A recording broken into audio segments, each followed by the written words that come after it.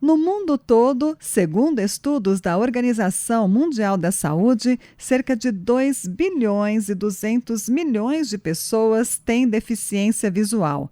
Dessas, pelo menos 1 bilhão tem algum tipo de deficiência que poderia ter sido evitada ou que ainda não foi tratada. Cuidar da saúde visual deveria ser algo anual, uma consulta anual, que todo paciente deveria se submeter.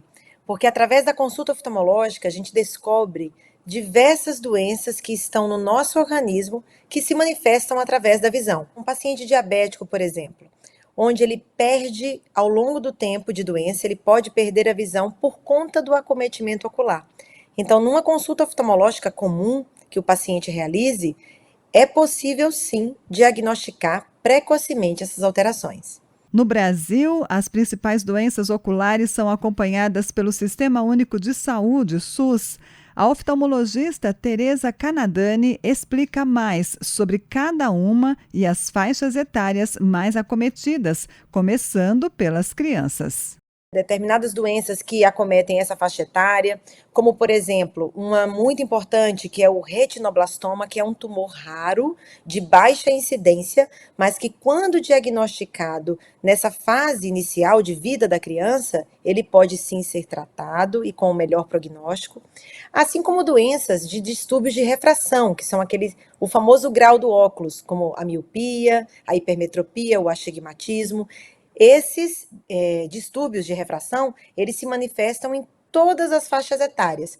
Mas, se, por exemplo, uma criança está na fase escolar e não está enxergando bem na escola, provavelmente essa criança tem um déficit de refração, tem algum problema relacionado à visão. Então, a consulta oftalmológica vai abordar isso também. Aí, quando a gente parte para uma faixa etária, por exemplo, da fase adulta, aí você tem outras doenças, né, já para a senilidade, como a catarata, o glaucoma, a própria retinopatia diabética. Então, por faixa etária, existe sim determinadas patologias. Além da visita regular ao médico, cuidados simples, porém eficazes, devem ser tomados no dia a dia para manter a saúde ocular. São exercícios úteis para quem passa boa parte do tempo na frente das telas. O ser humano, ele não pisca hoje em dia a quantidade que deveria piscar. Só para você ter uma ideia, a gente deveria piscar 12 vezes por minuto. A gente fica tão atento ao celular ou ao computador que a gente não pisca nenhuma vez por minuto. E com isso, o que acontece?